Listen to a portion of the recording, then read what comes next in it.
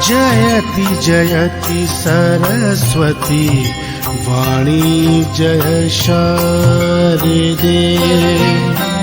जयति जयति सरस्वती वाणी जय शारदे। अज्ञानता से माँ मुझको अब, अज्ञानता से माँ मुझको अब तार दे। जयति जयति सरस्वती वाणी जय शारदे। जयति जयति सरस्वती वाणी जय शारदे।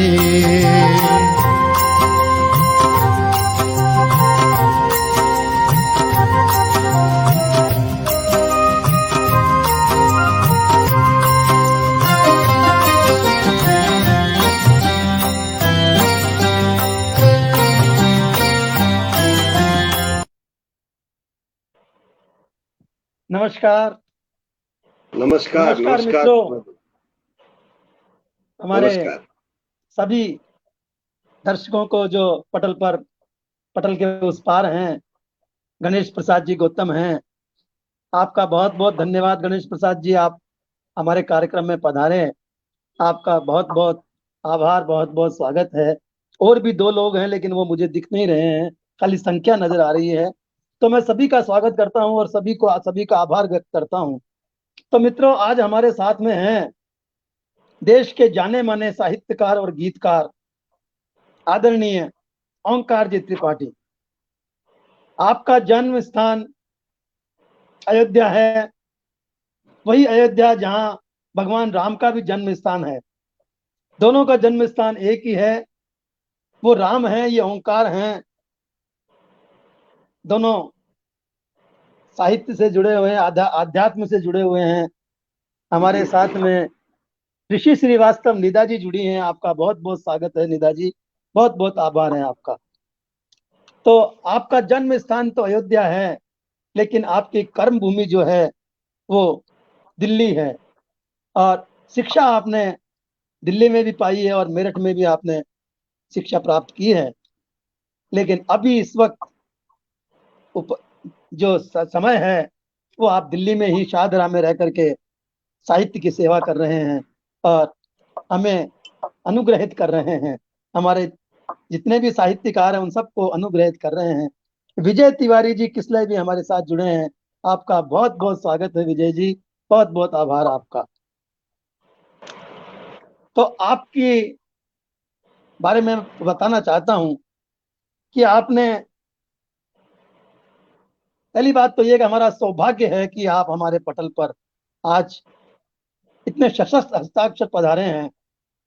एक ऐसी हस्ती पधारी है कि जो साहित्य में गिनी चुनी होती है, जिन्होंने भारत रत्न और देश के प्रधानमंत्री अटल बिहारी वाजपेयी जी के साथ भी कविता का पाठ किया है, मंच साझा किया है। रामनाथ जी अवस्थी के साथ में आपने मंच साझा किया है। कुंवर बेचैन के साथ आपने मंच साझा किया है। मधुर शास्त्री जी के साथ, असीम शुक्ल जी जैसे राष्ट्र कवियों के साथ में आपने, ऐसे विभूतियों के साथ में आपने काव्य पाठ किया है, काव्य का मंच साझा किया है। तो ऐसी विभूति हमारे आज पटल पर हमारे स्टूडियो में पधारी है। हमारा स्टूडियो आज धन्य हो गया है। हम इस काव्य यात्रा को, इस साक्षात्कार को आगे बढ़ाएंगे। इनका परिचय भी साथ साथ जो है हम बताते जाएंगे, इनसे बातें भी करते जाएंगे और इनकी रचनाएं भी सुनते जाएंगे। मित्रों, आप बने रहिएगा अंत तक। हमें त्रिपाठी जी से बहुत कुछ जानना है, बहुत कुछ सुनना भी है, इनके जीवन के बारे में, इनकी सफलताओं के बारे में। इनको सफलता जन्म से लेकर के और सफलता तक, आज तक जितनी यात्रा में कठिनाई आई है, जितनी खुशियां आई हैं, वो सब हम इनसे जानेंगे। और मैं प्रयास करूंगा कि इनसे वो बातें भी निकलवाऊं जो आज तक किसी को पता नहीं हो, वो मैं इस मंच पर इनसे साझा करने का प्रयास करूंगा। तो मैं प्रयास करूंगा इस काव्य यात्रा को, साक्षात्कार यात्रा को आगे बढ़ाने से पहले कि माननीय अतिथि माँ सरस्वती को अपनी वाणी से मंच पर बुलाएं, पटल पर बुलाएं और उनकी स्थापना करें। माँ सरस्वती जी। माँ वाणी को तो मैं श्लोकों में याद करता हूँ और एक छोटा सा श्लोक है, उससे मैं उनका आवाहन करता हूँ कि यत् कृपा लव मात्रेण मूर्खो भवति पंडितः, यत् कृपा लव मात्रेण मूर्खो भवति पंडितः, वेद शास्त्र शरीराम ताम वाणीम वीणाम कराह भजे। वाह, वेद क्या बात। शास्त्र शरीराम ताम वाणीम वीणाम कराह भजे। ये मार सरस्वती की कृपा होती है तो मूर्ख भी विद्वान बन जाता है, और शब्द ज्ञानी जो होता है वो माँ की कृपा के बिना तो शब्द ज्ञानी हो ही नहीं सकता, क्योंकि शब्द तो स्वयं में ब्रह्म होता है और उस ब्रह्म का ज्ञान माँ की कृपा के बगैर नहीं होता। तो मैं इस संस्कृत जो अपनी देववाणी है, इस देववाणी में जब भी मुझे शब्द का प्रयोग करना होता है तो मैं इसी श्लोक के साथ करता हूँ कि यत् कृपा लव मात्रेण मूर्खो भवति पंडितः, वेद शास्त्र शरीराम ताम वाणीम वीणाम कराह भजे, ताम वाणीम बहुत वीणाम सुंदर, कराह। बहुत सुंदर। तो मित्रों, बिना माँ सरस्वती के बिना कोई भी साहित्यकार नहीं बन सकता, कोई भी गीतकार नहीं बन सकता और कोई भी ज्ञानी नहीं बन सकता। और यदि वो ज्ञानी बन भी गया और माँ सरस्वती को भूल गया तो जब उसे आवश्यकता होगी वो उन शब्दों को विस्मृत कर लेगा, भूल जाएगा।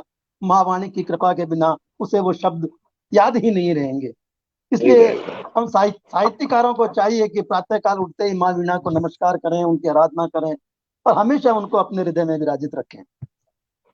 तो आदरणीय, हम लोग हाँ क्या हम बोल रहे लोग थे आप, कुछ कह प्रातः रहे थे के सर? श्लोक का हम लोग प्रातः के उठते हैं तो एक श्लोक का जो है पाठ करते हैं कि कराग्रे वसत लक्ष्मी कर मध्य च सरस्वती कर मूले तु गोविंदा प्रभाते कर दर्शन। और उस दर्शन के साथ ही अपने दिन का प्रारंभ होता है। प्रारंभ करते हैं। तो हाँ, ये और हमारे हर साथ व्यक्ति में को। आदरणीय, हमारे साथ में सुधीर श्रीवास्तव जी जुड़े हैं। आपका बहुत बहुत स्वागत है सुधीर जी। कुमार सुरेंद्र सागर जी भी हमारे साथ जुड़े हैं। आपका बहुत बहुत स्वागत है। आप मध्य प्रदेश से हैं, आप भी एक अच्छे गीतकार हैं। आपका बहुत बहुत स्वागत है। सुधीर श्रीवास्तव जी भी बहुत अच्छे साहित्यकार हैं। गणेश प्रसाद जी भी बहुत अच्छे साहित्यकार हैं। तो श्रीमान, आपकी ये काव्य यात्रा कहाँ से प्रारंभ होती है? मुझे जो याद है कि मैं छठी क्लास में पढ़ता था तो गांव में शादियां होती थी, उसमें बारात आती थी।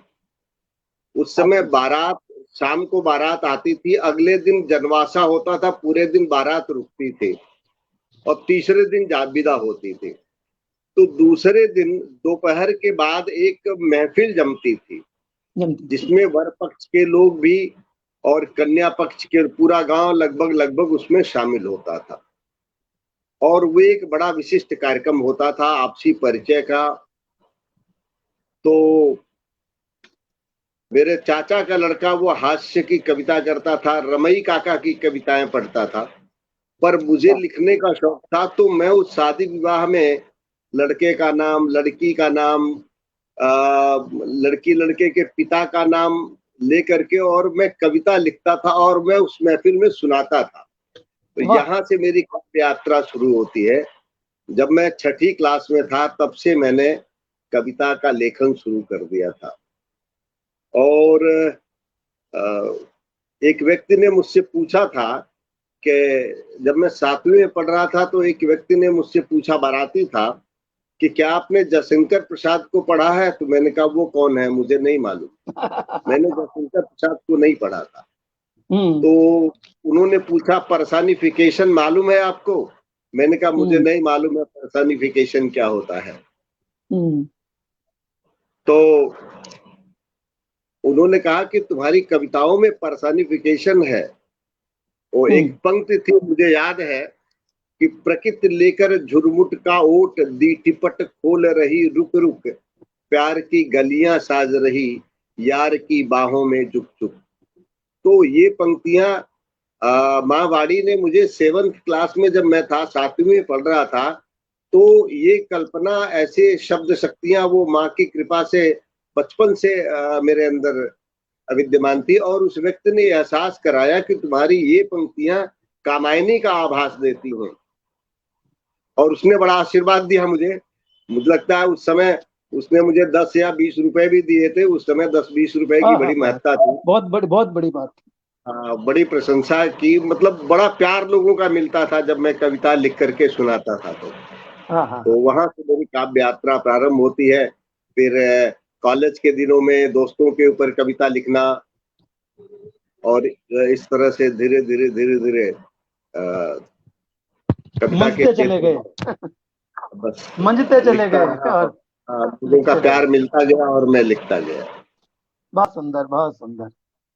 तो सर, ये बात जो आप बता रहे हैं कम से कम 60 साल पहले पुरानी बात है, 55-60 साल पुरानी बातें हैं? नहीं, मेरी उम्र इस समय 63 साल की हो रही है। तो आप ये तो समझ 50-55 की, तो 50 तो मान ही लीजिए। मैं लगभग 14-15 साल का या 13 साल का था उस समय। और ये नए नए शब्द जो है, मेरे चाचा जो हैं वो इंटर कॉलेज में लेक्चरार थे हिंदी के। अच्छा। तो वो एक बार मंगेतर शब्द का प्रयोग कर रहे थे, तो मैंने उनसे पूछा मंगेतर क्या होता है। तो जो भी मैं नए शब्द पढ़ता था, मैं उनसे उसका मतलब पूछा करता था। तो बचपन से वो मेरी शब्दावली को संपन्न करने में हम उनको काका कहते थे, काका। राजनारायण त्रिपाठी, कमलेश उनका उपनाम था, लिखते थे, तो काका काका हम लोग कहते थे। तो वहां से जो है ये जो शब्द ज्ञान है, वो समझ लीजिए वो मेरे शब्दकोश थे। और मैं जो भी समझ में नहीं आता था, नए शब्द पढ़ता था, तो उनसे उसका मतलब पूछता था। तो इस तरह से जो है शब्द संपदा जो है बचपन में ही मेरे पास जो है वो इकट्ठी होने लगी थी। वो आशीर्वाद माँ का। यानी कि आपको शब्द संरचना जो है वो तो विरासत में मिली है। हाँ, वो परिवार से मिली है। परिवार से विरासत। तो आदरणीय, आप उस समय की कोई कविता आपको याद हो, या आपके पास कहीं संचय कहीं रखी हो, तो हम सुनना चाहेंगे। हाँ, कुछ पंक्तियां याद हैं मुझे। हाँ, अगर पूरी भी नहीं हो तो कुछ बंद हो तो वो भी हम सुन लेंगे। पंक्तियां याद हैं।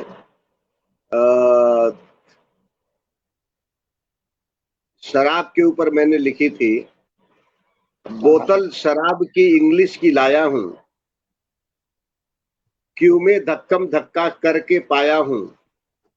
लो जाम उठा लो बाबूजी, मम्मी जी प्याले की चुस्की, चाचा जी मुर्ग मुसल्लम से, भाई जी बोतल की विस्की, तब राशन पानी लेकर के चढ़ बैठे बाबूजी मुझ पर, लेने शराब की बोतल को कैसे पहुंचा था ठेके पर। यह गंदी चीज नहीं पीते, यह विष से अधिक भयंकर है, सर्पों से ज्यादा विषधर है, कीचड़ से ज्यादा बदतर है।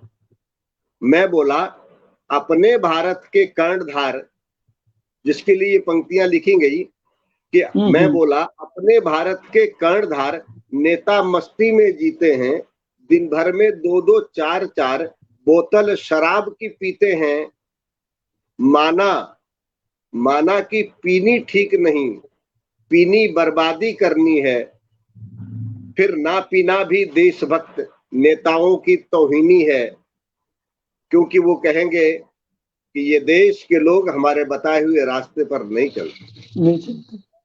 ये 2-3 शराबी हमारे गांव के, पड़ोस के गांव के ठाकुर थे। हमारे तो ब्राह्मणों का गांव था। तो वो एक देवारा जगह थी, घाघरा का किनारा है हमारे गांव के पास में, तो वहां कच्ची शराब निकालते थे। तो ठाकुर लोग जो है वहां से शराब पी करके और फिर वो शोर मचाते हुए हमारे गांव से होके जाते थे। अच्छा। तो वो चीजें जो है, उनका शोर जब वो 8-9 बजे रात को जाते थे तो बिल्कुल शांति होती थी, उसमें उनकी आवाज बहुत दूर तक जाती थी। तो शराब का क्या प्रभाव शरीर पर पड़ता है, उस प्रभाव ने मुझसे ये कविता उस समय लिखवाई थी बचपन में। बहुत सुंदर। तो सर आपकी कविता पर सुरेंद्र कुमार जी कह रहे हैं कि आपने बड़ा खूबसूरत तंज शराब पर कसा है, उसके लिए वो जी आपको धन्यवाद कह रहे हैं, आपकी तारीफ कर रहे मैं हैं उनको आपकी। प्रणाम करता हूँ। मैं उनको पढ़ता रहता हूँ फेसबुक पे और इसमें हाँ, व्हाट्सएप बहुत को। अच्छा लिखते हैं, हाँ। बहुत अच्छा लिखते हैं, बहुत अच्छे साहित्यकार हैं, बहुत अच्छे हाँ। गीतकार हैं। जी जी। तो मित्रों, ये थी हमारे आदरणीय की पहले की कविताएं जो आपने प्रारंभिक दौर में लिखी थी, तब की एक कविता है। और आपने जो घाघरा का नाम लिया है, वो घाघरा, ये लोग घाघरा कहते हैं जिसे हम सरयू नदी कहा करते हैं, वो घाघरा नदी है, कोई हम सरयू नदी कहीं कहा कहीं करते हैं, कहीं कहीं वो घाघरा है और कहीं कहीं सरयू कहलाती है। सरयू कहलाती है। तो सर उसके बाद आपकी काव्य यात्रा कॉलेज पहुंची, वहां जी। का कोई किस्सा कोई आपको याद हो?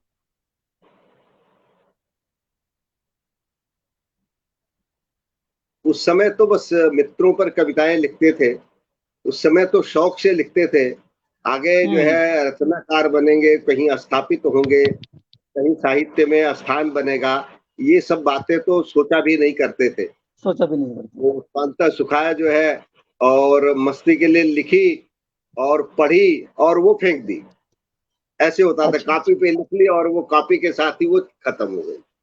खत्म हो गए। तो यात्रा आपने तो पहला, हाँ सर, हाँ बताएं। कुछ बोल रहे थे आप कुछ बोल रहे थे। मैं कह रहा था कि काव्य यात्रा का प्रारंभ तो वास्तव में 1984 से शुरू हुआ, जब अच्छा अच्छा। मेरी दिल्ली में पोस्टिंग हुई और दिल्ली पब्लिक लाइब्रेरी में गया था, तो वहां पता चला कि सोमवार के दिन एक समाज शिक्षा विभाग है वहां, वो सोमवार को अपने हाल में जो है कविगोष्ठी करता है। तो हम भी एक दिन सोमवार को गए। हमने देखा, हम वहां सुना कवियों को। फिर जो हम्म। है मैंने विधिवत रूप से वहां से जो है अपनी काव्य यात्रा प्रारंभ की, जो मैंने फिर संकलित की और पुस्तक का रूप लिया। तो सर आपने जब 1900। प्रथम बार कोई स्टेज साझा किया, स्टेज पर आप अपनी कविता पढ़ने गए, उस समय की कोई अनुभूति आपको जो हुई उसके बारे में बताइए। देखिए, इतिहास साक्षी है, जितनी भी क्रांतियां हुई हैं विश्व में वो सब युवाओं ने करी हैं। तो उस समय युवा मन था और युवा मन विरोधी होता है। तो उन दिनों राम मंदिर की भी चर्चा होती थी हम्म। और जब सड़कों पर देखता था भीख मांगते हुए लोगों को, या गरीबी से पीड़ित लोगों को देखता था, या ये सुनता था कि लोग आत्महत्याएं कर रहे हैं, तो मन बड़ा दुखी होता था। हमारे पिताजी बताया करते थे कि गांधी जी ने राम राज्य का आह्वान दिया था कि देश आजाद हम्म। होगा तो राम राज्य लाया जाएगा। और गांधी जी के इस आह्वान पर गांव के मजदूर, गांव के किसान, गांव की महिलाएं, गांव के बच्चे, बूढ़े, जवान, सारे लोग सड़क पर आ गए थे राम राज्य की कल्पना में कि अंग्रेजों से इस देश को मुक्त कराएंगे और राम राज्य आएगा। और जो हम्म। कोई भी कुछ कहे, लेकिन मन मेरा यही मानता है कि इस देश में राम राज्य लाने के उद्देश्य से अंग्रेजों को भगाने का श्रेय केवल और केवल इस देश की जनता को जाता है। राम राज्य की इच्छा थी। गांधी जी ने, नेहरू जी ने या और नेताओं ने तो नेतृत्व किया था, लेकिन जब जनता सड़क पर आई है तब देश आजाद हुआ है। तब देश आजाद। और उसके पीछे एक इच्छा थी कि राम राज्य आएगा, और वो राम राज्य नहीं आया। तो उसके विरोध में मैंने कविता लिखी थी कि जिस हिंदुस्तान की तलाश हमें थी आजादी के बाद, वो हिंदुस्तान हमें नहीं मिला। और उसकी पीड़ा में ये कविता थी मेरी, और मंचों पर ये कविता बहुत पसंद की जाती थी। मुझे याद है कि जब पहली बार हिंदी अकेडमी दिल्ली के सचिव डॉक्टर राम शरण गौड़ ने ये कविता सुनी, मंच पर वो थे, हिंदी अकादमी दिल्ली हम्म। के सहयोग से ही वो मंच बना था। तो जब उन्होंने मेरी कविता सुनी तो वो खड़े हुए और एक माला लेके मुझे पहनाई। क्या वो दृश्य रहा कविता होगा, का सम्मान क्या था, अनुभूति हुई होगी। क्या उस पीड़ा की अनुभूति उनको भी थी। और वो कविता मैं आपको सुनाता हूँ स्वागत है सर। कि जहां सूर्य को घेर लिया है घन कुहरों ने, अंधियारों ने, जहां प्रेम तरवर को जड़ से काट दिया है हत्यारों ने, जहां न भूखे को रोटी तन ढकने को परिधान नहीं है, फुटपाथों पर उम्र गुजरती मिलता जहां मकान नहीं है, और किसी का हो तो हो वह मेरा हिंदुस्तान नहीं है, और किसी का हो तो हो वह मेरा हिंदुस्तान नहीं है। जहां अयोध्या का विवाद है गीता गौरव गान नहीं है, सबको मोहित करने वाली मुरलीधर की तान नहीं है, जिस मथुरा ब्रज की गलियों में गोरख नहीं लुटाया जाता, हीर और राधा का किस्सा जहां नहीं दोहराया जाता, जहां दिलों में आग लगी है खुशियों का सामान नहीं है, और किसी का हो तो हो वह मेरा हिंदुस्तान मेरा नहीं। हिंदुस्तान नहीं। क्या बात है, बहुत बहुत। तो वो तेवर थे, और ये कविता मंचों पर बहुत पसंद की जाती थी, और ये इतनी पसंद की जाती थी कि दिल्ली में जितने मंच सजते थे सब हिंदी अकादमी के सहयोग से मंच बहुत सस्ते थे। उस समय मुझे याद है, ये 84, 85, 86 की बात है। उस समय हिंदी अकादमी 10 कवियों के लिए 1,000 रुपए देती थी, उनको उनके नाम से चेक देती थी। बहुत बड़ी बात है 1,000 रुपए उस जमाने में। जी, उस समय 1,000 रुपए बहुत मायने रखता था, हिंदी अकादमी देती थी। और एक बार तो हिंदी अकादमी के सचिव ने ये कहा था कि सभी लोग ओंकार त्रिपाठी का नाम सबसे ऊपर लिख के लाते हैं, क्योंकि हिंदी में अल्फाबेटिकल लिखा जाता था तो मेरा ओ से आता है ऊपर आता था। तो लोग कहते, वो हिंदी अकादमी के सचिव ने कहा कि मैं ये जस्टिफाई कैसे करूंगा कि आप सभी लोग ये नाम लेके आते हो। कल कोई ये सवाल उठा दे कि क्या दिल्ली में एक ही कवि है ओंकार त्रिपाठी जिसको हर प्रोग्राम मिलता है। तो लोकप्रियता बहुत अच्छी थी मेरी मंचों की, और मैं दिल्ली के मंचों पे चला, खूब चला। लेकिन बैंक में मैं मैनेजर बना, मैनेजर बनने के बाद दिल्ली से बाहर ट्रांसफर होता रहा, और कविताएं जो हैं धीरे धीरे मंच छूटते गए। नौकरी की जो प्रतिबद्धता थी, ब्रांच हेड होने के नाते मैं लगभग 20 साल ब्रांच हेड रहा बैंक में। तो ब्रांच हेड होने की जो प्रतिबद्धता है बैंक में, उस प्रतिबद्धता ने मुझे मंच से रोका। नौकरी के निमित्त मुझे मंच से दूर होना पड़ा। क्योंकि सरकारी कर्मचारी थे, इसलिए कई मर्यादाओं का पालन करना पड़ता था, आप समझ सकते। तो सर फिर रिटायरमेंट के बाद जो है आपने सेवानिवृत्ति के बाद मंच वापस अपना लिया, मंच को साझा करने लगे? मैं सेवानिवृत्ति के बाद एक जगह मैं कहता हूँ फंस गया। मेरे एक मित्र, हिंदी पर एक कार्यक्रम था। मैं एक्चुअली 2017 में 19 में रिटायर हुआ, 2017 में मैं बैंक के ट्रेनिंग कॉलेज का प्रिंसिपल बना दिया गया। अच्छा। वहाँ मैनेजर्स स्केल 1, 2, स्केल 3 तक के मैनेजर्स पढ़ने आते थे। अच्छा। तो उसमें मुझे हिंदी पर एक सेमिनार करना था, और मैंने अपने एक हिंदी ऑफिसर को कहा कि राजभाषा निदेशक हमें चाहिए। तो वो राजभाषा निदेशक को आमंत्रित किया, उन्होंने आए। उन्होंने हमसे पूछा क्या रिटायरमेंट के बाद क्या करोगे? मैंने कहा बस अपना तो एक ही धंधा है, कविता लिखूंगा, और वो छूट गया है उसे पूरा करूंगा। तो उन्होंने कहा कि धीरे धीरे जुड़ो, तब तक अगर कहीं कुछ होता है तो ज्वाइन कर लो। गवर्नमेंट ज्वाइन करने के बाद ये बैंक वाली मारामारी नहीं होती है। तो मिनिस्ट्री ऑफ फाइनेंस में एक फाइनेंशियल इंटेलिजेंस यूनिट है, उसमें कंसल्टेंट सलाहकार की वैकेंसी निकली। डिप्टी डायरेक्टर का रैंक था। तो उन्होंने वो फॉर्म मुझे भेज दिया, और मैंने उसको भर के भेज दिया। वो इंटरव्यू हो गया, और उन्होंने गलती से मुझे सेलेक्ट कर लिया। गलती से। और मैं 31 मई 2019 को रिटायर हुआ बैंक से, और 16 जून 2019 को ही 15 दिन बाद 16वें दिन हमने उसको ज्वाइन कर दिया। वाह।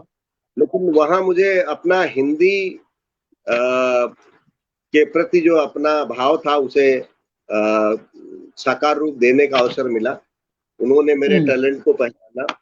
मैं आज वित्तीय क्या नाम है, फाइनेंशियल इंटेलिजेंस यूनिट की एक मैगजीन हमने निकाली जो पिछले कई साल से वो चिर प्रतीक्षित थी।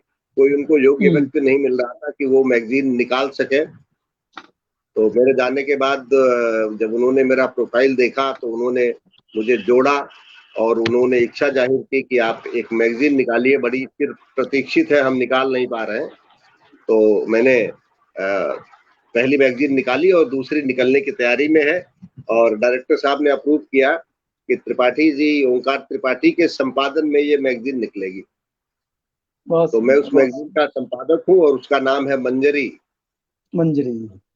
तो मैं इस मंजरी का संपादक हूँ और सम्मान मिलता है मुझे वहाँ, और मुझे 2-3 घंटे रोज पढ़ने का टाइम मिल जाता है। मैं पढ़ता हूँ और हिंदी से जुड़ा हुआ हूँ और हिंदी पर हम काम भी कर रहे हैं। पिछली साल मैं और मेरे एक मित्र हैं डॉक्टर राजीव पांडे, हमने परमवीर चक्र विजेताओं पर काम किया था। हम चाहते हैं कि हमारी जो देश की जो विभूतियां हैं, जिन्होंने देश के लिए अपना सबसे बड़ा त्याग और समर्पण किया है, तो पिछली साल हमने 21 परमवीर चक्र विजेताओं पर कार्यक्रम किया था और उसमें हमने जो है सेना के जनरल और केंद्रीय मंत्री जनरल वीके सिंह को बुलाया था। 2 डिप्टी जनरल लोगों को बुलाया था हमने। और इस वर्ष हमने भारत के भारत रत्न पर कार्य किया था। और क्योंकि ये महान विभूतियां थी तो हमने फिर आपकी जो है वो विद्वानों का जमघट, अभी कल ही तो उसका लोकार्पण था और हिंदी भवन में हमने किया था। और अंग्रेजी और हिंदी दोनों भाषाओं में पद्मश्री प्राप्त डॉक्टर श्याम सिंह शशि, आज बड़ा नाम है हिंदी साहित्य में डॉक्टर श्याम सिंह का, राष्ट्रीय स्तर पर उनका बड़ा नाम है हिंदी में। और संस्कृत के महाविद्वान हैं, संस्कृत और हिंदी दोनों भाषाओं के महाविद्वान हैं डॉक्टर जीतराम भट्ट, जो हिंदी अकादमी दिल्ली के सचिव हैं। दिल्ली हिंदी साहित्य सम्मेलन की अध्यक्ष डॉक्टर इंदिरा मोहन और नागरी लिपि परिषद के महामंत्री, अंतर्राष्ट्रीय स्तर पर हिंदी की मैगजीन निकालने वाले और संस्कृत मंत्रालय में हिंदी के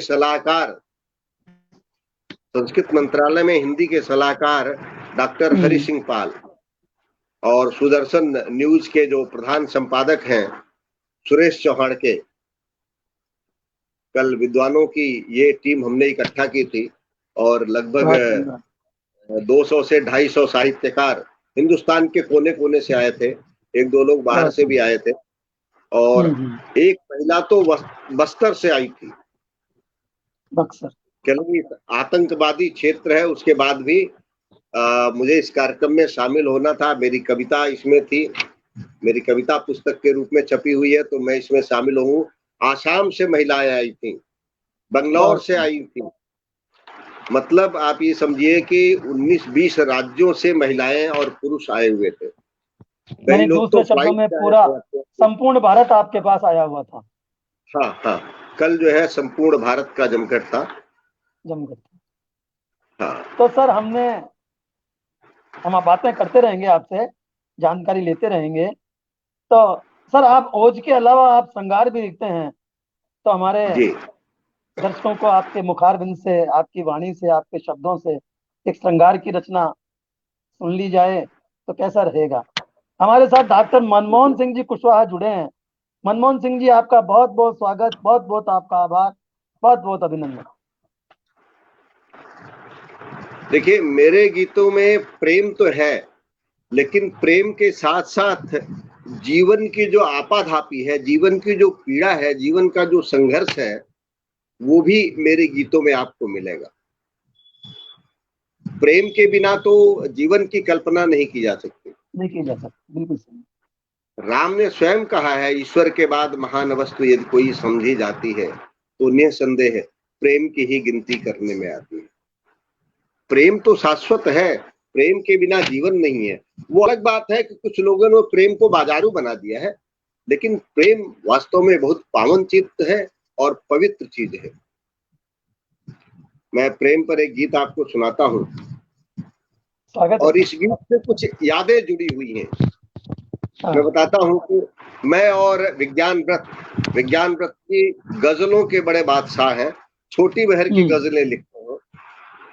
मैं और विज्ञान व्रत साहब दोनों ऑल इंडिया रेडियो पर कविता का प्रोग्राम देने गए थे। वहाँ एक विदेश कारण प्रभाग है, उसमें मेरा और विज्ञान व्रत जी का था। तो मैंने प्रेम गीत सुनाया था और विज्ञान व्रत जी ने अपनी गजलें सुनाई थी।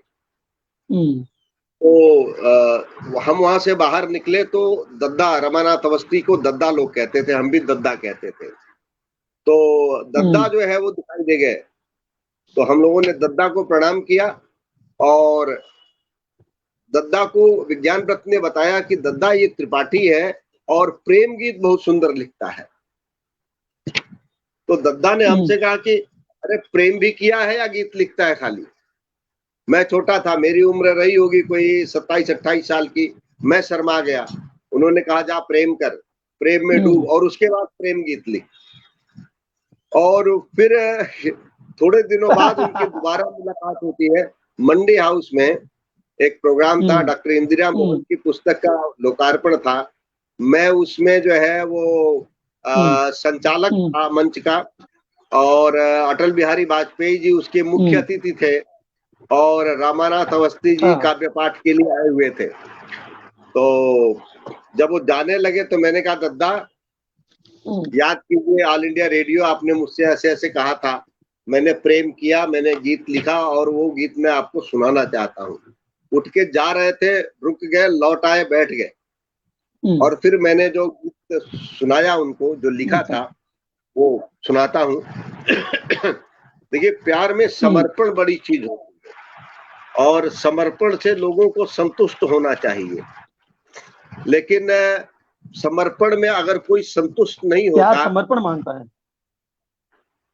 प्यार समर्पण मांगता है। प्यार में जब संतुष्ट समर्पण में नहीं हुआ, मेरे समर्पण में संतुष्ट नहीं है, तो मैं बताता हूं कि मैंने प्यार में क्या क्या समर्पित किया। क्योंकि मेरा मानना है कि यह प्यार नाम देने का है, तुम पाने का भ्रम मत रखना। समर्पण है प्यार, पाना प्यार नहीं है, देना प्यार है।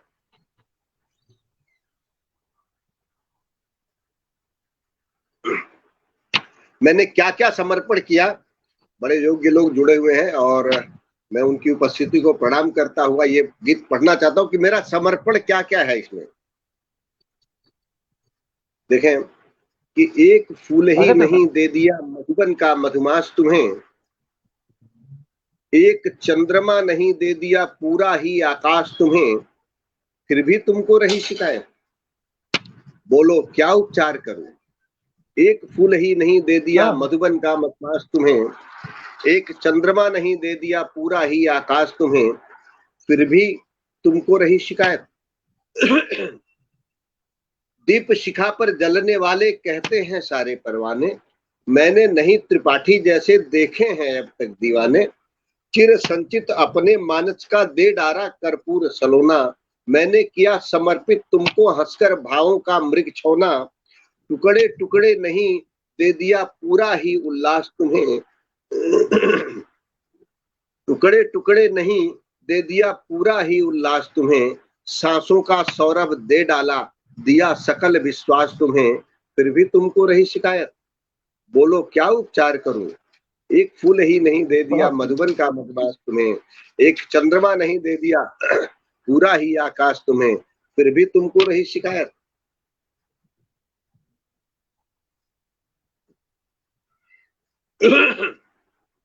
देखें, एक शब्द है बिहारी।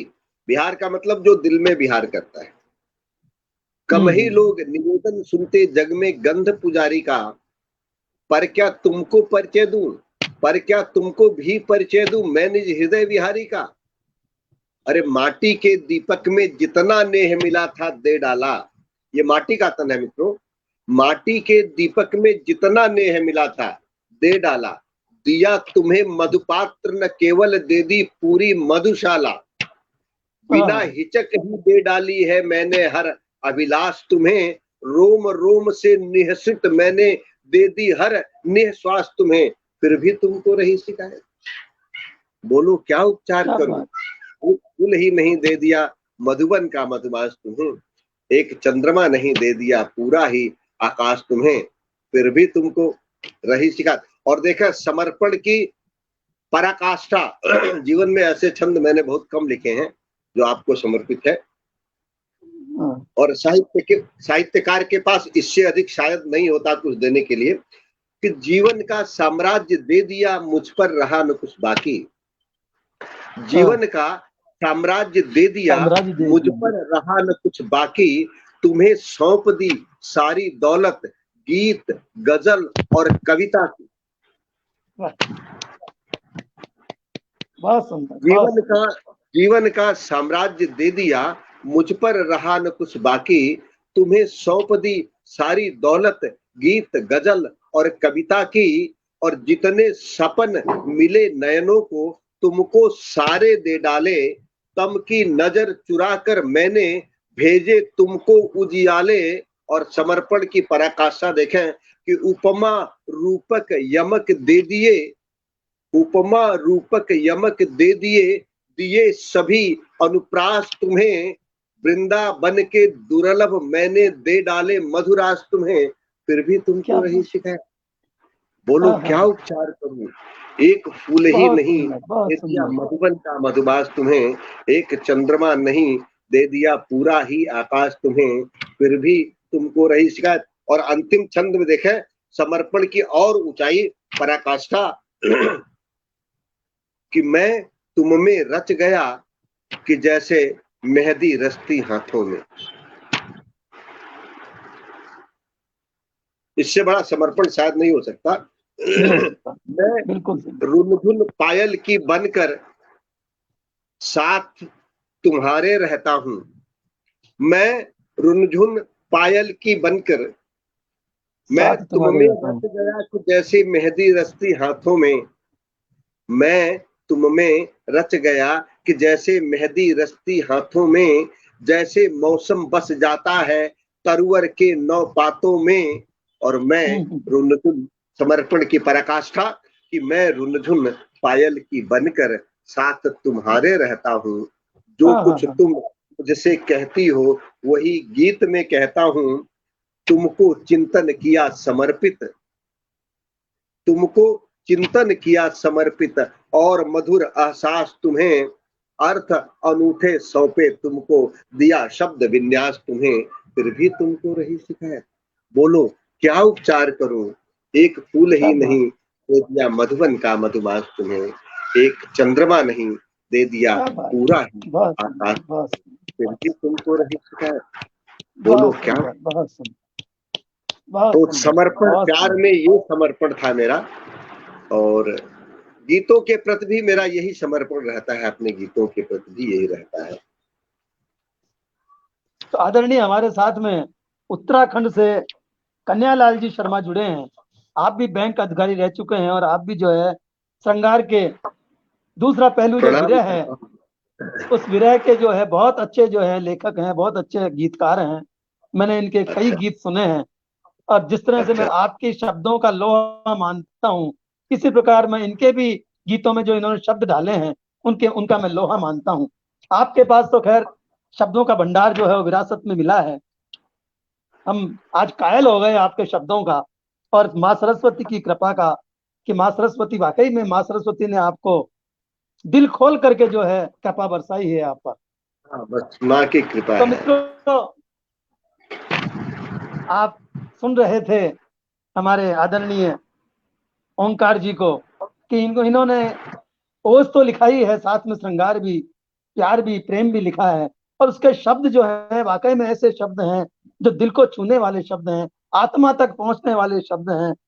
और इन्होंने जो प्रेम की पराकाष्ठा, जो समर्पण की पराकाष्ठा जो इन्होंने लिखी है, वो वाकई में हृदय को छूने वाली पराकाष्ठा है। शब्दों में इन्होंने उस गीत को इस तरह से डाला है कि जैसे बहुत बड़े विद्वान उन्होंने अपनी पिटारी खोल के रख दी हो। तो आदरणीय अब आगे बढ़ते हैं।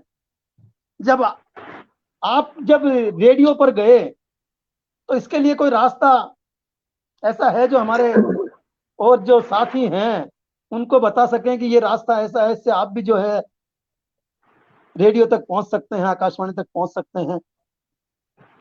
या कोई देखिए, मैं संयोगी था आपका? जयप्रकाश शर्मा जी उपस्थित हैं, मैं उनकी उपस्थिति को नमन करता हूँ। बड़े समर्पित साहित्यकार हैं बहुत बहुत और समर्पित आज था। पसंद से जुड़े हुए हैं।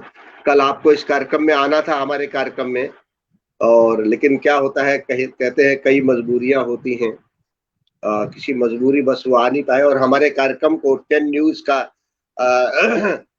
ने उसका लाइव टेलीकास्ट किया था यूट्यूब चैनल पे अपना, और आप वो बैठे हुए देख रहे थे, आपने मैसेज में मुझे लिखा था। ऑल इंडिया रेडियो पर पहुंचने का एक सामान्य सा कारण बना। वो कारण क्या था, हमारे साथ एक आज प्रतिष्ठित गजलकार है रामचरण राग, ये अलवर से आते अच्छा। थे और यहाँ दिल्ली में अध्यापक थे। तो उन्होंने आके बताया कि ये ऑल इंडिया रेडियो पर युवाणी पर कविता पाठ करने गए। अच्छा। तो मेरे मन में आया कि अगर ये कविता पाठ युवाणी पर कर सकते हैं तो मैं भी कर तो सकता मैं हूँ। भी कर सकता हूँ, क्योंकि लोग मेरी रचनाओं को ज्यादा क्या नाम है सराहते हैं, ज्यादा महत्व देते हैं।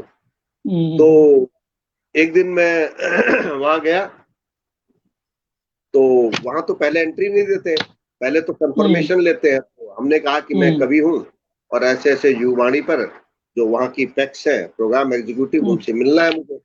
तो उन्होंने फोन मिलाया और वो 5 बजे का समय था। अच्छा। तो वहाँ शोभा मित्तल जो है वो वहाँ की प्रोग्राम एग्जीक्यूटिव थी और वो जाने को तैयार थी।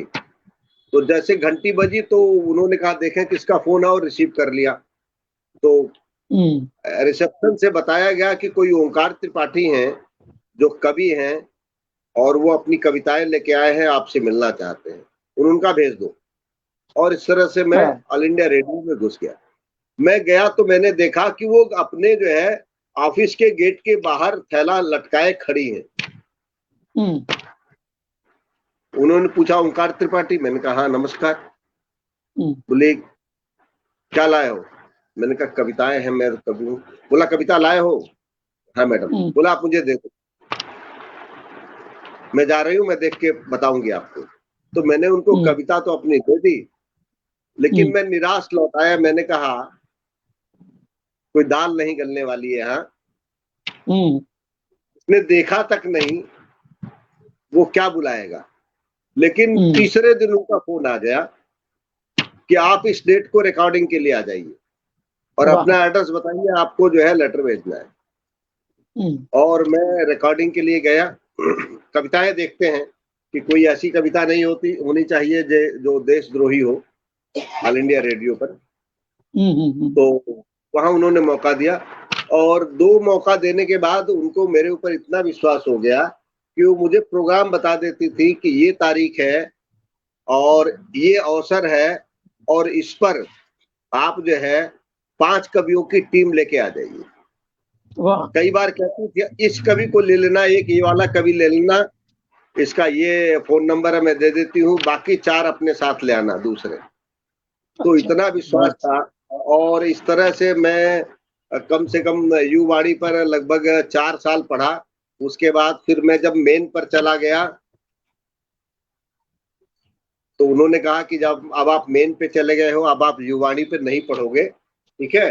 तो मैंने कहा ठीक है। तो उसके बाद मैं दिल्ली के ऑल इंडिया रेडियो के मेन चैनल पे कविता पढ़ने रहा। लगभग मैंने लगातार 12-13 साल कविताएं पढ़ी। फिर दिल्ली से बाहर ट्रांसफर हो जाता था, दिल्ली जब आता था तो फिर जो है वो ज्वाइन कर लेता था। इस तरह मेरी अभी तक यात्रा चल रही है ऑल इंडिया रेडियो पर। बस हमारे साथ में आदरणीय बसंत श्रीवास्तव जी जो मध्य प्रदेश से हैं, हाँ, उनको नमस्कार हमारे साथ मेरा। जुड़े हैं, बहुत अच्छे कवि हैं और इनका चैनल भी चलता है। बहुत बहुत धन्यवाद आपका, बहुत बहुत आभार, बहुत बहुत स्वागत आपका।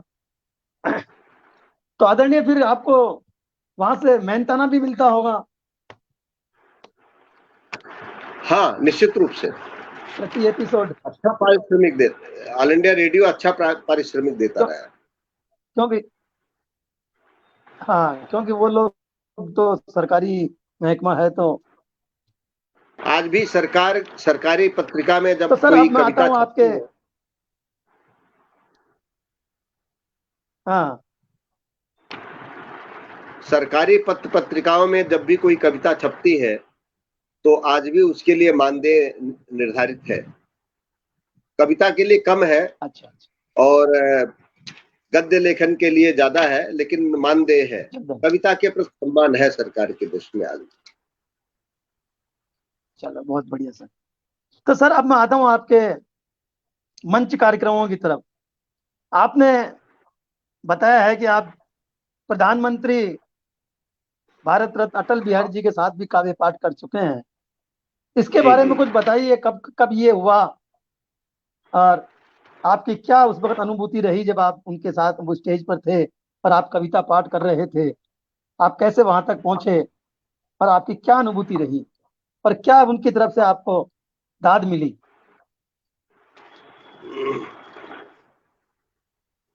मेरा उनका जो परिचय हुआ था उस समय मैं जो है वो आत्म परीक्षा ले रहा था। कभी कभी आत्म परीक्षा अच्छा। करने की आदत थी। मैं आत्म परीक्षा ले रहा था कि मैं प्रबंध काव्य लिख सकता हूँ कि नहीं लिख सकता। हम्म। और मैंने किसी राजनेता पर प्रबंध काव्य लिखा। अच्छा। तो एक प्रोग्राम में गए थे, अटल जी भी बुलाए गए थे उसमें, उनकी हम्म। अध्यक्षता थी और मैं कविता पढ़ने गया था। तो उसमें एक ऐसे कॉमन मित्र थे, डॉक्टर आनंद शंकर शर्मा करके थे। हम्म। एपी शर्मा उनका नाम था, शॉर्ट में आनंद शंकर शर्मा ही। तो हाँ। उन्होंने कहा कि अटल जी, ये ओंकार त्रिपाठी है हम्म। और बड़ा छुपा रुस्तम है। तो क्या अच्छा। हुआ कि इसने प्रबंध काव्य लिखा है और फला पर लिखा है। हम्म। मैं राजनेता का नाम नहीं बताऊंगा क्योंकि राजनेता का नाम बताने से आज की तारीख में पार्टी बंदी हो जाती है। पार्टी ये बंदी है, मेरी बिल्कुल आत्म सही है सर। परीक्षा थी कि क्या मैं प्रबंध काव्य लिख सकता हूँ, अपनी क्षमता का हम्म। आकलन था। अच्छा। तो उन्होंने हमसे कहा कि प्रबंध काव्य तो तुम्हें फिर राम पर लिखना चाहिए, कृष्ण पर लिखना चाहिए। मैंने कहा मैं राम हम्म। पर नहीं लिख सकता क्योंकि तुलसी से बेहतर राम पर कोई नहीं लिख सकता। लिख नहीं मैं सकता, कृष्ण बिल्कुल पर सही। भी नहीं लिख सकता क्योंकि सूर का कोई सानी नहीं है। मैंने तो एक ऐसे पात्र का चुनाव किया जो युवा था, राजनीति से बहुत दूर था, परिस्थितियां उसे राजनीति में ले आई। और बोले क्या लगाव था? मैंने कहा एक युवा का जो दूसरे युवा से लगाव होता है, मेरा लगाव वही था। वो युवा था, मैं भी युवा हूँ। तो एक युवा के प्रति एक सकारात्मक सोच ने मुझे प्रबंध काव्य लिखने को मजबूर किया और मैंने लिखा। तो उसके बाद हम जो है अटल जी के काफी नजदीक हो गए। कविता हमारी सुनू उन्होंने, हमने जो हम्म। है जीवन पर कविता उस समय पढ़ी थी, मुझे याद है। हम्म। और जीवन पर वो कविता मैं यहाँ भी पढ़ूंगा। तो वो जो जीवन पर कविता थी वो मैंने पढ़ा था, तो वो मेरी शब्दावली देख करके बड़े खुश हुए थे। मेरे जो कविता के शब्द थे अटल जी को बड़े हम्म। प्रिय लगे और अटल जी को प्रिय लगे तो अटल जी ने मुझे आशीर्वाद दिया। बोले अच्छा। अच्छा लिखते हो, अच्छा लिखते रहो, लिखते रहो। तो हम्म। और बस उनका प्यार मिला और अटल जी से दिल्ली के मंचों पर कुल मिलाकर हम और अटल जी 5 बार मिले। तो क्या बात। बड़ा प्यार मिला है अटल जी से मुझे। और तो सर ये वाकया उनके प्रधानमंत्री बनने से पहले का वाकया है। ये पहले का है जब वो विपक्ष के वो थे, नेता। विपक्ष के नेता थे। हाँ। विपक्ष के नेता थे तो ये उस समय हमारी मुलाकात होती। प्रधानमंत्री बनने के बाद तो किसी व्यक्ति के पास इतना समय नहीं होता कि वो कविता हाँ करे। हाँ। तो जब और विपक्ष एक के नेता प्रोटोकॉल थे भी, उस समय, प्रोटोकॉल का भी हाँ बाधा वो, होती है। जी जी जी जी हर मंच पे वो साझा कर नहीं सकते। जी जी जी जी जी। तो सर वो कविता सुना रहे थे आप। हाँ, मैं बिल्कुल सुनाता हूँ वो कविता। हमारे साथ में संगीता चौधरी जी जो है वो जुड़ी हैं। आपका बहुत बहुत स्वागत है बहन। बहुत बहुत आपका आभार, बहुत बहुत अभिनंदन। वास्तव में कविता का जो संदर्भ है वो ये है कि आज के भौतिकवादी युग में लोग बड़ी जल्दी टूट जाते हैं। किसी तरह की समस्या कोई सामने आती है तो टूट जाते हैं, किसी तरह का डर कोई होता है मन में तो टूट जाते हैं। हमने जब बच्चों को आत्महत्याएं करते हुए देखा कि दिल्ली का रिजल्ट आने वाला है और लड़की नेहरू प्लेस में जाकर के और सबसे ऊंची मंजिल पर जाकर के इसलिए छलांग लगा लेती है कि अगर मेरा रिजल्ट अच्छा नहीं आया तो मेरे घर वाले क्या कहेंगे, और जबकि रिजल्ट आता ही नहीं है। लगाने के बाद उसका रिजल्ट आता है तो अच्छे नंबरों से पास हो जाती है। हमारे एक यही शाहदरे में परिचित व्यक्ति की लड़की जो है उसको लगा कि मेरे पेपर की तैयारी अच्छी नहीं है और वो 3 बजे रात तक पढ़ाई करती है और 3:30 बजे जो है फांसी लगा लेती है अपने कमरे में। 3 बजे उसके माँ बाप उसको चाय सर्व करते हैं, कहते बेटा रात ज्यादा हो गई है, सो जा, सुबह तुझे 8 बजे पेपर देने जाना है, और 3:30 बजे वो अपने आप को हैंग कर लेती है कि पता नहीं मेरा पेपर ये कैसा जाएगा, ठीक नहीं जाएगा, घर वाले क्या कहेंगे, रिश्तेदार क्या कहेंगे। तो इस तरह जब इन स्थितियों में जब मनुष्य टूटने लगता है, बिखरने लगता है, बाहर से तो मुस्कुराता है लेकिन अंदर से टूट चुका होता है, बिखर चुका होता है, ऐसे लोगों को संबल देने की आवश्यकता है। ये बताने की आवश्यकता है कि जीवन चुनौतियों से भरा होता है। पहली सांस से लेके और अंतिम सांस तक संसार रूपी सागर में तैरना होता है, स्वयं को बचाते हुए, अन्य जीवों से स्वयं को बचाते हुए। अंतिम सांस तक यात्रा का नाम जीवन है। जीवन कोई टूटने और बिखरने का नाम नहीं है, जीवन तो जीने का नाम है। और उसी जीवन पर मैंने उसी बात को कहा है कि जीवन आखिर है क्या और जीवन को किस रूप में लेना चाहिए। तो मेरा एक प्रयास रहा है कि लोग जीवन से टूटे नहीं बल्कि जीवन का आनंद लें। देखें जीवन क्या है, इस पर एक रचना मेरी।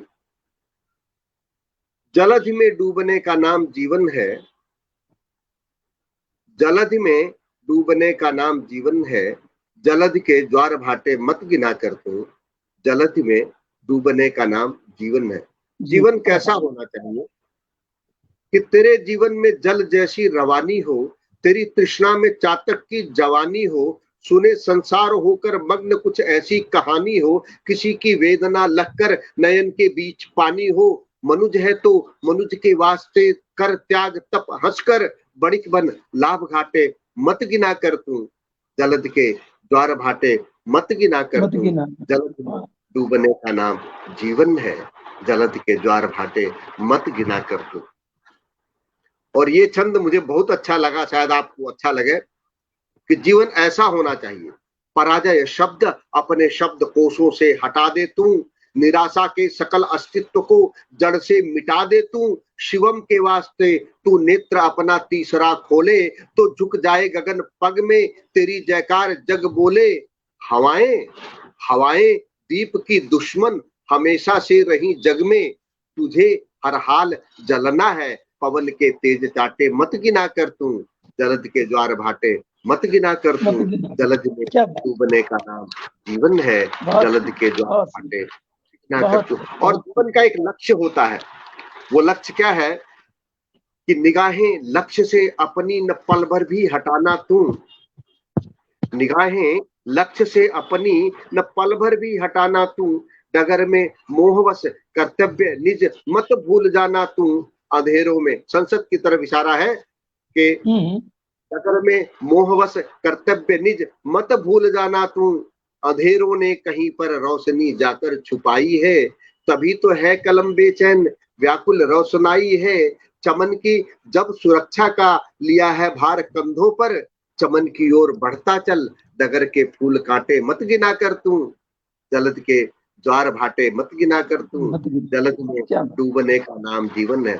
और ये जीवन एक दिन समाप्त होना है, इसलिए इससे डरने की आवश्यकता नहीं है, इससे भागने की आवश्यकता नहीं है, इससे छुपने की आवश्यकता नहीं है। इसलिए अध्यात्म की तरफ भी थोड़ा सा ले जाते हुए कि किसी ने सच कहा, जीवन न फूलों का बिछौना है।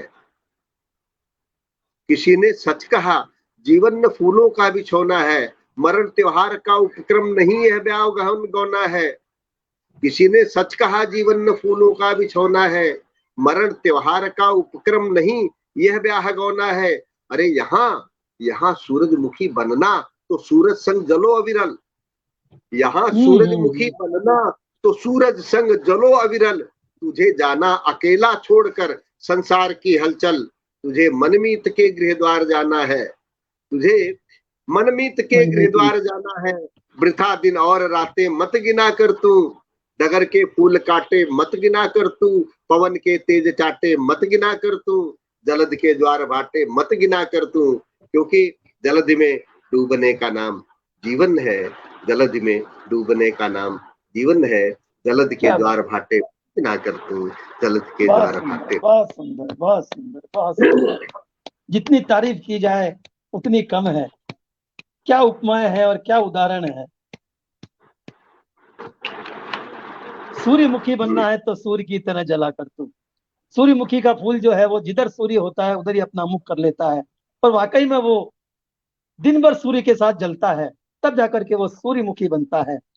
वरना कई पुष्प हैं जो खिलते हैं, मुरझा जाते हैं, लेकिन सूर्यमुखी सूर्य उगने से लेके सूर्यास्त तक खिलते रहते हैं। सूर्य की उनको शक्ति मिलती रहती है, ऊर्जा मिलती रहती है।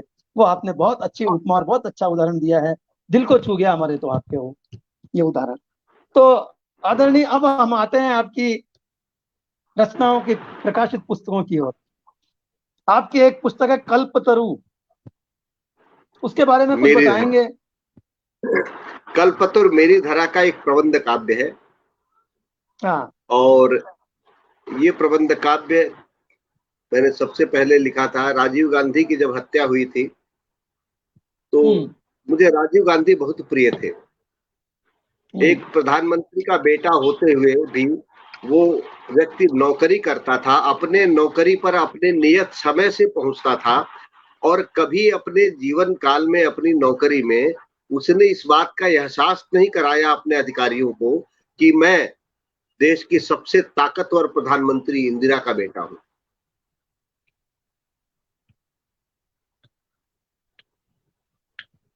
और कमलापति त्रिपाठी, इंदिरा की अचानक हत्या होने के बाद कांग्रेस ना बिखरे, इसके लिए कमलापति त्रिपाठी ने राजीव गांधी को जबरदस्ती मना करके और विश्वास में ला करके और उनको देश का प्रधानमंत्री बनाया। और अपनी बुद्धि विवेक और अपने लोगों के मार्गदर्शन से जैसा भी उन्होंने किया, लेकिन चाहे उस समय बोफोर्स घोटाले हुए या जो कुछ भी हुआ, लेकिन मेरा मन नहीं मानता कि राजीव जैसा व्यक्ति जो है उसमें लिप्त हो सकता है। बड़े ही सरल स्वभाव के व्यक्ति थे, बहुत ही सज्जन थे। जिसकी माँ प्रधानमंत्री हो और जो आदमी अब नौकरी करके, सामान्य नौकरी करके सामान्य जीवन जी रहा हो, वो आदमी राजनीति के दलदल में फंसा दिया गया। लेकिन वो बड़ा महान व्यक्ति था और उस व्यक्ति की हत्या कर दी गई। ये बहुत ही दुखद कार्य था, मुझे बड़ी पीड़ा हुई और मैंने उनके ऊपर ये पुस्तक लिखी, कल्पतरु मेरी धरा का। मेरे एक मित्र पूछने लगे क्या कर रहे हो आजकल, तो मैंने कहा प्रायश्चित कर रहा हूँ। बोले क्या? मैंने कहा मैं प्रायश्चित कर रहा हूँ। बोले क्यों? मैंने कहा साल भर की मेहनत करके एक प्रबंध काव्य लिख दिया और इसमें से ना तो मैं किसी को कोई अंश सुना सकता हूँ और ना ही मैं कुछ बता सकता हूँ। ये मेरी पांडुलिपि है और मेरी पांडुलिपि जो है वैसी की वैसी ही पड़ी हुई है। तो उन्होंने जो है उस समय दिल्ली के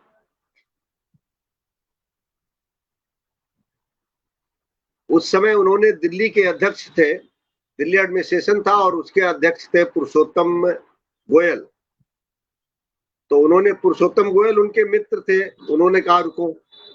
पुरुषोत्तम गोयल को उन्होंने बात करी कि मिलना चाहते, उन्होंने कहा आ जाओ, और हम पुरुषोत्तम गोयल से मिले तो बताया कि ये आजकल प्रायश्चित कर रहा है, और हमने पूछा किस बात का, तो कहने लगा मैंने राजीव गांधी पर प्रबंध काव्य लिख दिया, इसका प्रायश्चित कर रहा हूं।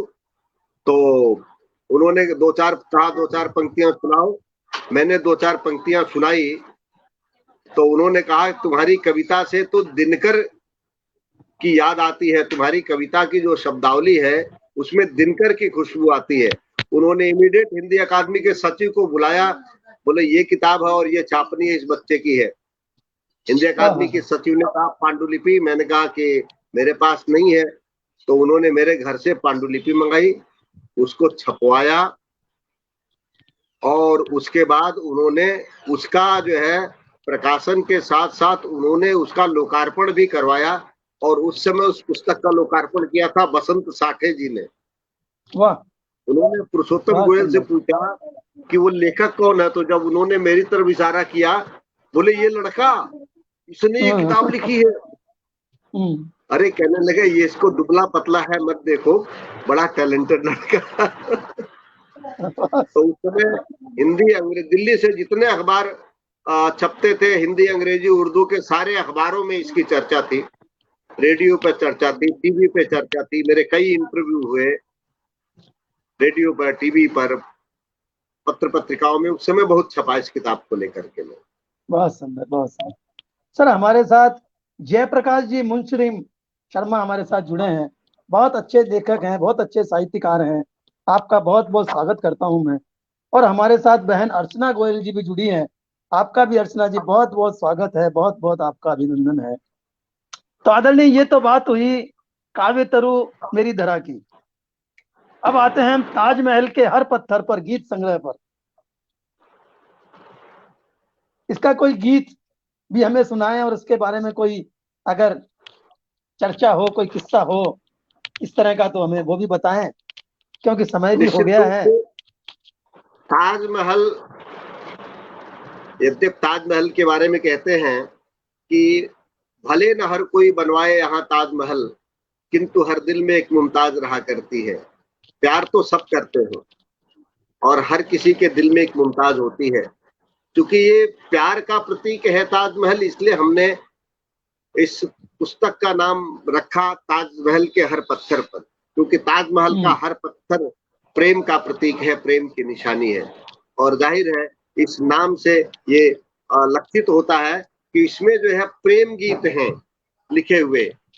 तो एक गीत था और प्रेम पर ही गीत था, और उसी को मैं सुनाता हूँ। ताजमहल के हर पत्थर पर जो टाइटल लिया गया है वहीं से लिया गया है। देखें वो गीत क्या है कि मैं एहसान चुकाऊं कैसे कहो तुम्हारा, मैं एहसान चुकाऊं कैसे कहो तुम्हारा, मेरे गीत लिख दिए तुमने ताजमहल के हर पत्थर पर, मेरे गीत लिख दिए तुमने ताजमहल के हर पत्थर पर, मैं एहसान चुकाऊं कैसे कहो तुम्हारा। और देखें कि जब किसी के जीवन में प्यार आता है तो प्यार ऊर्जा लेकर आता है, प्यार उत्साह लेकर आता है, और प्यार मनोबल लेकर के आता है।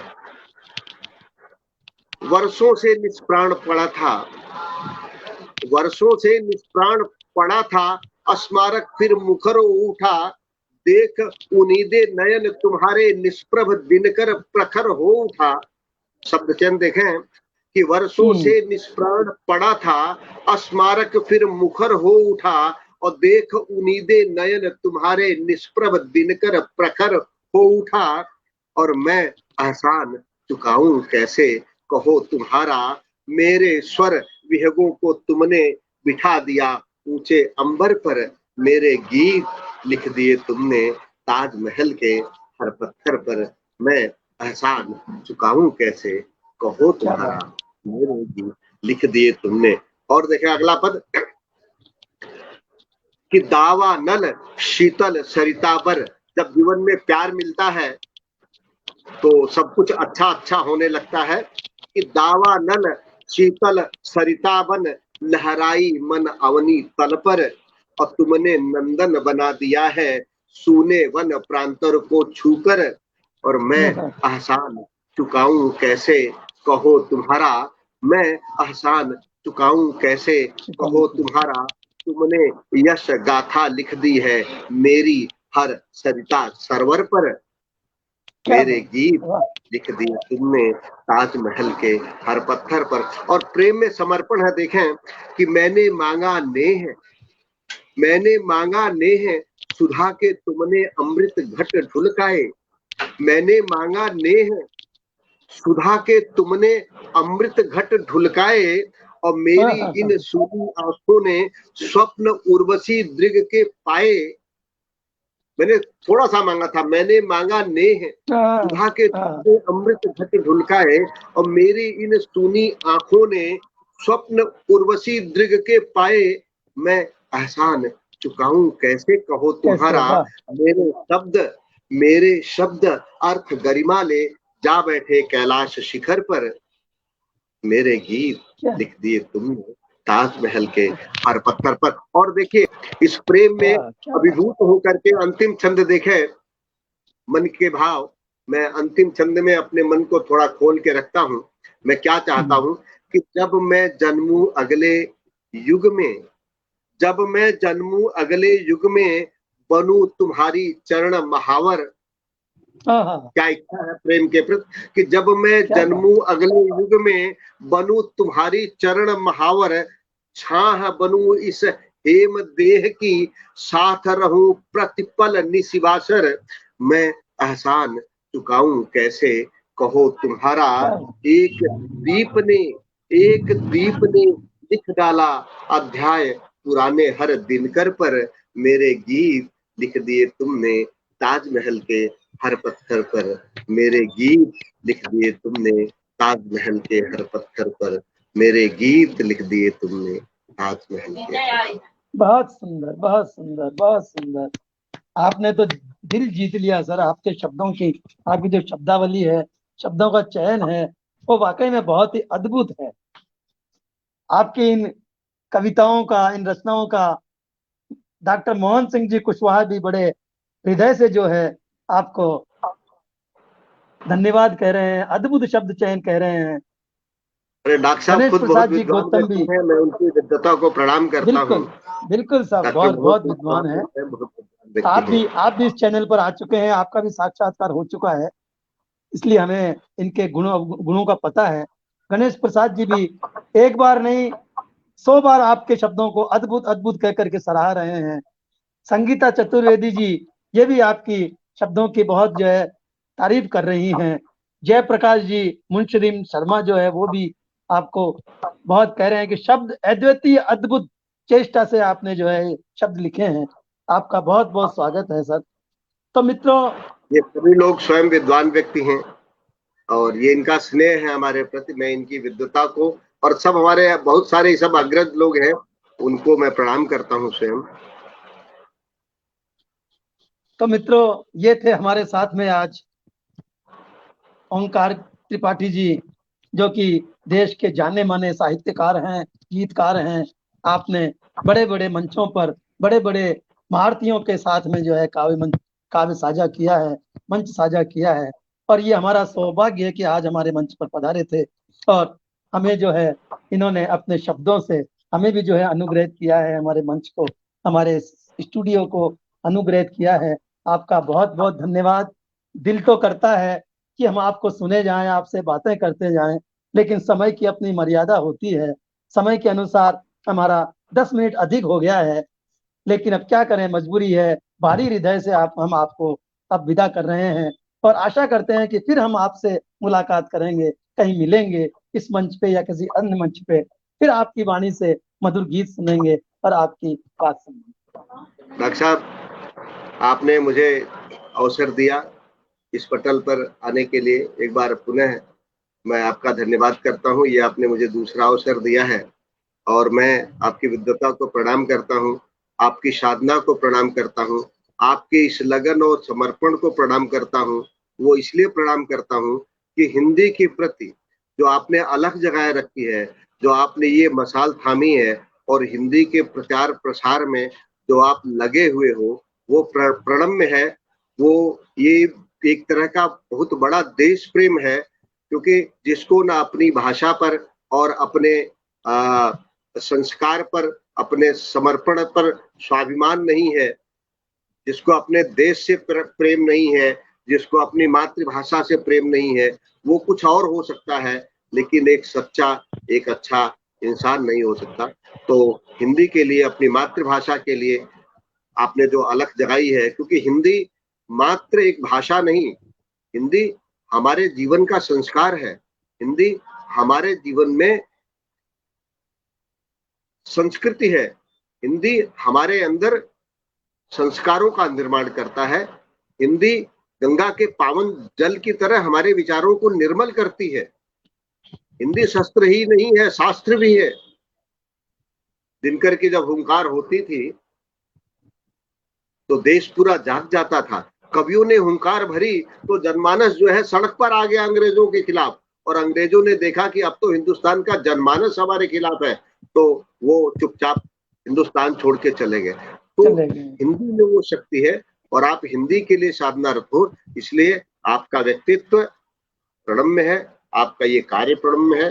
मैं भाग्यशाली हूँ कि आपने मुझे अपने पटल पर अवसर दिया, और मैं भाग्यशाली रहूंगा और कृतज्ञ रहूंगा कि आप मुझे ये अवसर बार बार देते रहेंगे, और मैं हिंदी के प्रति अपनी जो निष्ठा है, अपना जो समर्पण है, अपनी जो साधना है, वो सबके समक्ष प्रस्तुत करता रहूंगा। और मेरी कविता की एक भी पंक्ति अगर किसी को अपील करती है तो मैं ये मानता हूँ कि मेरी कविता सार्थक हो गई, मेरी साधना सार्थक हो गई, और मैं स्वयं धन्य हो गया। इसी के साथ मैं सभी लोगों को प्रणाम करता हूँ जो लोग इस पटल पर थे, मुझे अपना स्नेह दे रहे थे। मैं उन सबको प्रणाम करता हूँ, और डॉक्टर साहब को और उनके व्यक्तित्व को भी प्रणाम करता हूँ। नमस्कार मित्रों, मैं धन्य हो गया आज ओंकार जी के मुख से मेरे प्रति जो इन्होंने भावना पाली, भावना जो इन्होंने व्यक्त की है, उससे मैं और अभिभूत हो गया हूँ और धन्य हो गया हूँ। और मुझे एक नई ऊर्जा मिल गई है इनसे सुनकर के। इन्होंने जो मतलब मेरे लिए जो भावना व्यक्त की है, उससे मैं और भी नई ऊर्जा के साथ इस काम में लगूंगा और अपने साथियों को जोड़ूंगा, और आगे भी इसी तरह से ये कार्यशालाएं चलती रहेंगी। बड़े कवि आते रहेंगे, साहित्यकार आते रहेंगे, और इस पटल को सजाते रहेंगे। इसी कामना के साथ में सभी को प्रणाम, नमस्कार, जय सिया राम, जय हनुमान, प्रणाम। जय श्री राम।